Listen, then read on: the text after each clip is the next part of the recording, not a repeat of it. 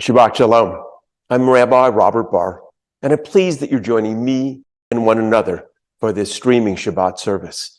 This is an opportunity for us to pause, to catch our breath, to think about where we've been, and to think about where we're going. So put away the pencil and the paper, put away the notebook and the keys, set aside the shovel and hammer.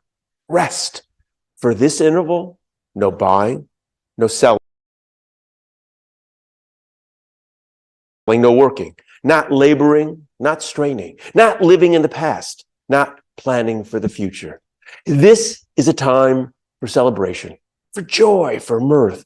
We are here alive to rejoice in another Sabbath, another opportunity to be together, grateful for our family and our friends. With no distractions, we touch and are touched, the great gift of the Sabbath. So again, I'm Rabbi Robert Barr of Congregation Beth Adam. That's our bricks and mortar congregation here in Loveland, Ohio. That's part of Grace Church Cincinnati and our Jewish community. Our Jewish community is our online initiative. We began it about 14 years ago. We recognized that the internet afforded us an opportunity to connect with people we didn't know, and remain connected with people we did know, people who belonged to Beth Adam and perhaps moved to different cities, or students who grew up here. Great opportunity. During the pandemic, clearly the internet became essential for everyone. Folks who didn't like technology had to embrace technology. It was the way we remained connected with one another. And now that we're living in, a post-pandemic age, or an age where we've gotten accommodated and fortunately more and more people are vaccinated and people are staying healthier, we're able to come back together. But we recognize that the internet still affords us that opportunity to remain connected with people around the world. So we continue to stream services, and we use our services. We do hybrid services too on some Shabbats, when you can zoom in with us and it can be interactive. But all of this, whether it's Zoom, whether it's streaming, it's all technology. It's all a tool. It's not the reason we exist. We exist because we want to give voice to a bold, dynamic Judaism, a Judaism that recognizes we are not our ancestors. They lived in their world with their ideas shaped by the information they had. We live in a different time. We live in a different age. We have information they were not privy to. And we need to create a Judaism that is reflective of those things that we know that they didn't know. We don't need to mimic their words or parrot what they said. We need to create something dynamic and bold that is reflective of who we are. And that's what you're a part of tonight if you're watching this streaming service. So I'm really glad you're here. Streaming services allow us certain other possibilities, not just be able to reach out. It means that you don't have to watch at 7 o'clock. You can watch anytime it is convenient for you. You can chat. So if you're on our bethadam.org website, I'm sure that group is chatting with one another. They always do. If you're on one of our Facebook pages, let us know where you're participating from. It also means that I can record a service earlier and then bring it into the service tonight. That's what I'm going to do later on. I'll explain that in a bit. But for right now, I want to wish you a Shabbat Shalom, and we're going to continue our service with the lighting of the Shabbat candles. On this Shabbat, we create our moment in time. We pause, reflect upon our yesterdays and tomorrows, to renew our ties with family and friends, to restore our energies, to refresh our spirits. As the sun descends and shadows lengthen, we recall our ancestors as we too seek to dispel the darkness and banish the cold, to bring glowing softness, warmth, and safety into our homes. May the dancing flames of these candles kindle warmth within our hearts, wisdom in our minds, passion in our souls. Baruch ha'or ba'olam, blessed is the light within the world. Baruch ha'or ba'adam, blessed is the light within each person. Baruch ha'or ba'shabbat, blessed is the light for the Sabbath.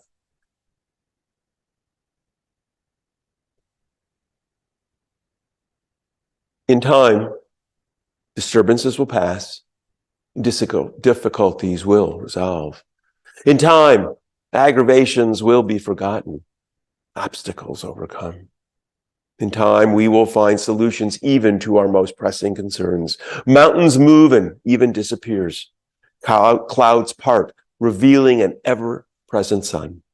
In time, moments of desperation will give way to an inner calm, and through others, we will find comfort for our fears.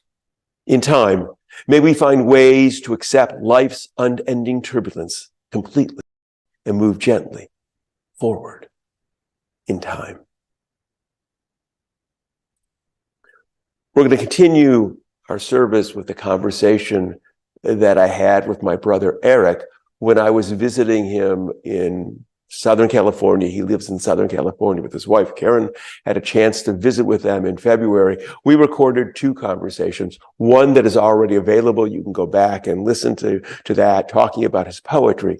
This second conversation is about an award that Eric won, and I'm very proud that he did. And I'm going to let him explain it while we have this conversation. I hope you find it interesting. So I'm pleased to be here with my brother Eric Barr. Again, we're up here in the mountains of your house, up in Southern California. A little bit chilly today. It is. It's been chilly. We've been doing a bunch of computer work, trying to get things. And my brain, but you're still with us. You're doing great. It's been really good. If my nose drips, it's just my brain. Is that what it is? Okay. No, you've done really good. And I'm really proud of the fact that part of the work we've been doing, and a lot of the work that we've been doing today and the last couple of days, is that you've received quite an honor. You have been named as a Edward A. Dixon Fellow? Emeritus Fellow. Emeritus Professor. And it is an honor. It's visited upon several faculty around. On each campus. And UC They usually select one from each campus. In this case, they selected 4 from UCR. Okay. And one from all of the other campuses. Mm-hmm. And you submitted a proposal as a former professor, as a retired professor, to create a program. It's not just simply an honor for what you've done. It's about what you're going to do. Right. So you submitted a proposal for a lecture that you're going to give, or a presentation you're Correct. going to give. And what is that? Let me just read a little bit from this proposal. Acting has been called a healing art, and I am now interested in continuing my examination of the acting techniques I taught in my acting classes at UCR and determining how they can be utilized as specific and effective tools for people dealing with chronic illnesses. In rehab and therapy, I discovered that the mental and physical strategies for recovery and building oneself after an illness are the same as those required for an actor building a character.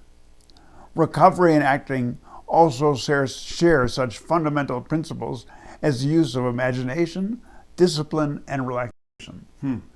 And so the end product will be a lecture, although in the long term I'm going to write a book called Acting and Being. Mm-hmm. The lecture I'm giving will be called Thinking Like an Actor. Okay, and thinking like an actor means? Learning to process in a different way. Mm-hmm. Doesn't mean that you have to be more intellectual or more imaginative. It means you have to be more perceptive, mm-hmm. because all of the world around us are the tools that actors use to create. Mm-hmm. Yeah, I think sometimes we don't. For those of us who watch it on screen or watch a performance at live theater, we really don't know the tools that actors draw on. Right. So all the frustration I'm feeling today, messing with the computers, I would normally just let it go, but I have to take that frustration and examine it as an actor, mm-hmm. so that I can use it in my frustration when the role calls for that.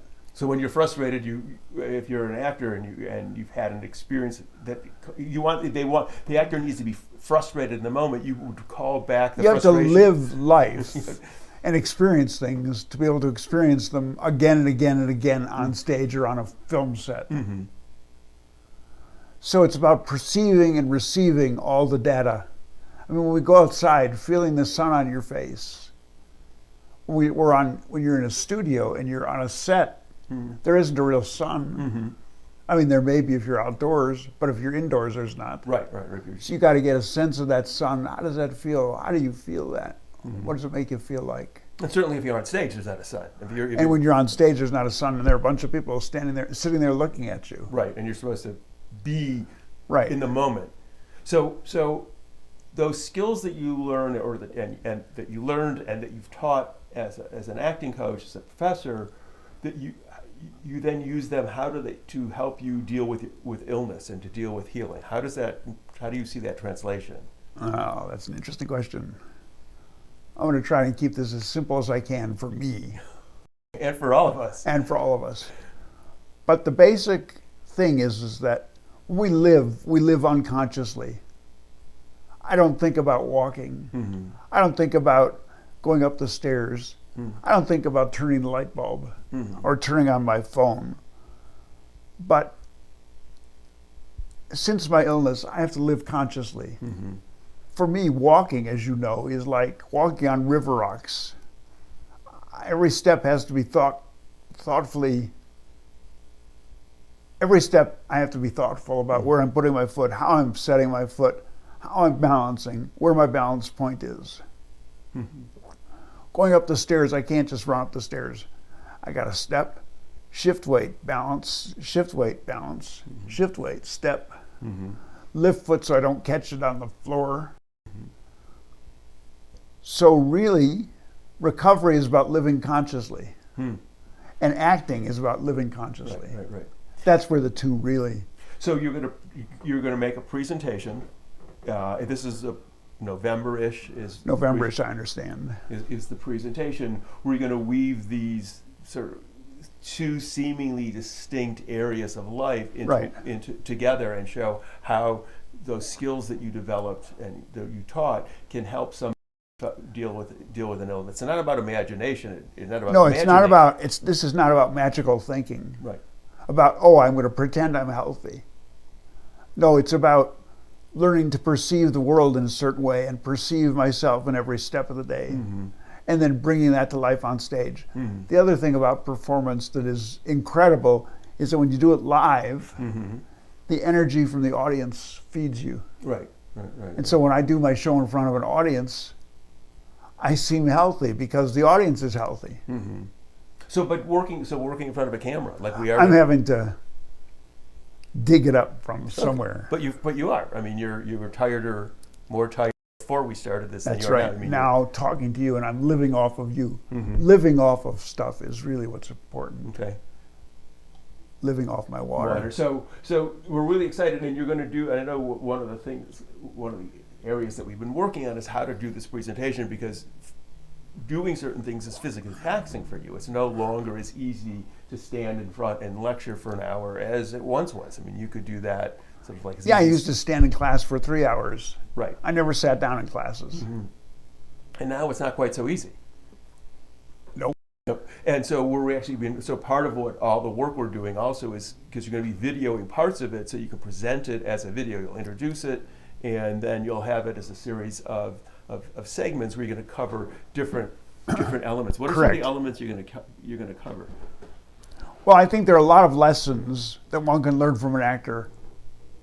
For example, when you get cast in a show, you become a member of a new family. When you get to the hospital and you show up in the emergency room, there are a couple of nurses, there's some doctor that runs in, there's a hospitalist, and suddenly you have a new little family to work with, and you have to learn to work with these people immediately. Mm-hmm. And then they say, you know what, we're taking you upstairs to ICU. Mm-hmm. That little family that you developed in the emergency room, they're gone. Mm-hmm. Suddenly they're new people that talk different, act different, and you have to somehow become a little connected to them very quickly. Mm-hmm. And make that connection, just like you would if you're cast in a show and then cast another show. Mm-hmm. So learning to work with people and listen to them and respond to them. You know, there's some people you don't like, and some people don't like you, and somehow you have to get over that and get on with the work. Mm-hmm. So creating family quickly. Creating family quickly. Okay, that's a tool you want to talk about. That's a tool I want to talk about. I want to talk about patience and luck. Okay. You can't learn luck, but you can practice so that when an opportunity presents itself, you are ready to work. Mm-hmm. So working in therapy, working on my walking, working on my talking. When I have a chance to speak, I'm ready to speak instead of all tongue-tied and stuck in my mouth. Mm-hmm. So I can't make myself lucky, but I can be ready so that when an audience arrives, I'm there to be lucky in front of them. So, okay. And patience, it takes time. It takes as long as it takes. And you can push it, but it takes as long as it takes. And sometimes you can't make it move any faster by pushing. And so you got to go, okay, step back. And in fact, pushing can be more frustrating because it can sort of, you go, damn it, I want it to be. Right. Okay. The more I push sometimes, the worse I feel. Okay. And I'm always pushing myself to go farther. And then I go to the gym, I work out, I get sore, and the next day I can't walk, I can't talk, I can't move. And I've pushed real hard. That's been great in the gym, but then the next 4 days I'm a mess. Okay. So Patience, learning to understand that things take the time that they take, and be willing to luxuriate in that time and not grow bored or stale. Learning to rejuvenate in the time instead of okay. Family, patience, luck. Other things you want to share? language. You know, the use of language. Playwrights give us, when we're an actor, they give us the language. And when we're lucky, we have great playwrights writing great words. But we use words. For example, the other night we were talking to Dr. Nas, and I said that I had taken a step backward. And she said, that's a judgment. And I didn't think about that, but it is a judgment call. And when I think about a step backward, it means really, when I think about it, it means that I've gone backwards. Right. Physically, mentally, emotionally. So the use of language becomes very important. Okay. So understanding how our language impacts us, the language that we use. I'm going to fight this cancer. I'm going to fight this stroke. I'm me, and it's in me. I can't fight me. I need to learn to work with it. It's a little bit more keto, blending with it and working with the energy that comes from the illness. Okay. So language. There's also the idea that when I take on a role, I learn something new about myself. And in learning something new about myself, it makes me a better person, I think. And for those of us who are in recovery or recovering from something, we can restore ourselves by restoring ourselves. And the new story I'm telling is that while I'm not teaching every day at the university, I continue to teach like this, and I've taken up writing poetry. And I teach in my poetry, and now I'll teach in this lecture. So we can restore ourselves by restoring ourselves. And by that I mean redefining our purpose and what gives us meaning. So telling my stories in poetry, writing a good line, that's the way I'm restoring myself. And I think another great example is that Benson, our brother, when he retired, Benson loved to learn. And in retirement, he takes every class he can take. Yeah, no, it's amazing. He goes to every museum that has a class or a lecture, a docent. So his restoring is he's become a student again. He's a student of life. So when something happens and the person I was shifts, it's not the end of the person. It's time for me to restore myself by defining the new me. So we have family, patience, luck, language, restoring, and one other thing that you talked about is not playing the end before it arrives. And that's very important. A very important lesson we learn in acting is that you don't play the end before you get there. So in a scene, if I know that we're going to become fast friends, probably in the beginning scene it would be best if we could argue and not be friendly, so that we can slowly evolve and move to that place of friendship or lovers on screen. Or if we're going to break up, you don't want to play that at the beginning because then the audience knows already there's a rift. And as I've mentioned to you, a lot of people, when someone learns that a friend has a stroke or cancer, we go to the hospital to visit them, and we're kind of like, geez, I can't talk to them like my friend. I can't laugh. I can't joke because they're sick. I'm playing the end. I'm playing that they're dead. They're already too sick to be themselves. And so we have to live in the moment and not play what's going to happen. We know what's going to happen. A good friend of mine who contributed to this lecture, by the name of Scott Dixon, he had a very bad colon cancer. And he knew he was going to die. The diagnosis was clear. And Scott had kids and a life. And he said to me, I'm not going to die until I'm dead. I know it's going to happen, but I'm going to live today, and I'm going to be me today, and I'm going to be with my kids. I'm going to live my life. I'm still here. I'm not dead. I'm not going to play the end. And so don't play the end with someone you know that's sick. Play with it. You know that person. Relate to them like they are, not like they're going to be. No, this is great. I mean, this is really powerful. I have to say, I'm really excited about this lecture. I think you have a lot to offer, and you get energized by it. I mean, by talking about it and sharing it. And I hope, for everyone who's been participating in our online services and streaming and have met you, they're moved by it and they learn lessons. I want to close. Well, I just want to say I do get energized by it, because before we started talking, I could have laid down without a hesitation and gone right to sleep. Right. No, you said, and I imposed upon you to say one more. Can we just do one more? So I want you to share a poem before we draw this to a close. Okay. I'm going to... I'm sorry, that was a dramatic pause. That was the dramatic pause. Okay, this poem is called Since My Stroke, the Dog Sleeps in Bed with My Wife and Me. We each have our place in bed, and the dog always is the first one in. She circles and curls near the foot of the bed until I am in my hand and foot splints and my CPAP mask. Then she lies beside me and rests her head on my leg. She rests her head on my once paralyzed leg. I love when she sleeps like that. It reminds me that I'm not in a hospital bed or lying in a casket.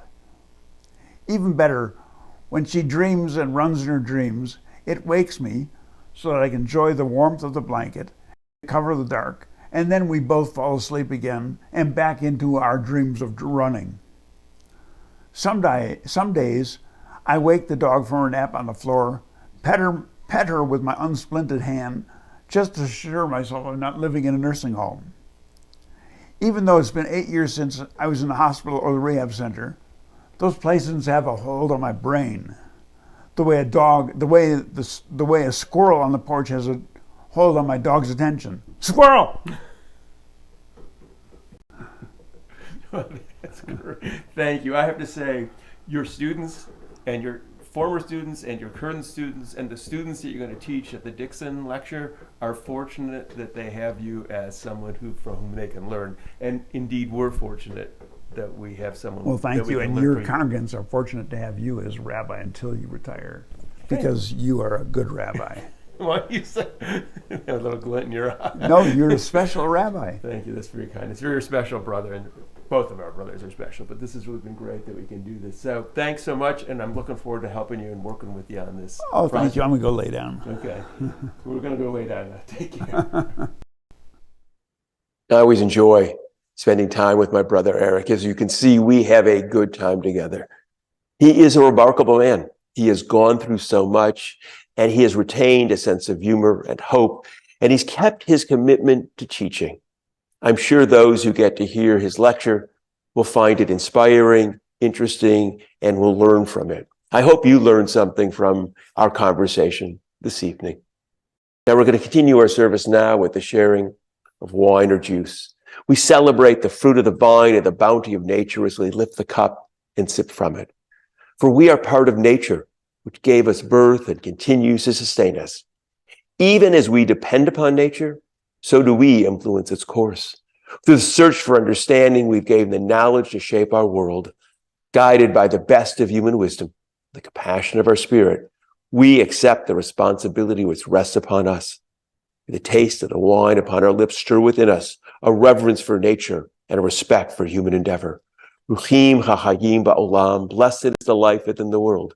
Ruchim ha'chayim ba'adam, blessed is the life within each person. And we say, l'chaim, to life. So I'm so glad we could be together and share this Shabbat service. To find out what is coming up at the congregation, the best thing to do is go to bethadam.org. bethadam.org. That's our website. There you'll find our congregational calendar and you'll find upcoming events. You can listen to my podcast. You can read about the congregation if you'd like to learn more. So I hope you do. And I hope you continue to join us in the weeks ahead. And we end with the words we end with each week. May we know blessings those who are near. May we know blessings those who are far. May the Sabbath bring its goodness to everyone soon, wherever they are. May we know blessings through the day. May we know blessings through the night. May health be for our children and for all people, and all things soon be right. May we know blessings at our comings, and may we know blessings when we depart. May we live each day with peace and wisdom in each heart. Can ye he, let it be. Shabbat shalom.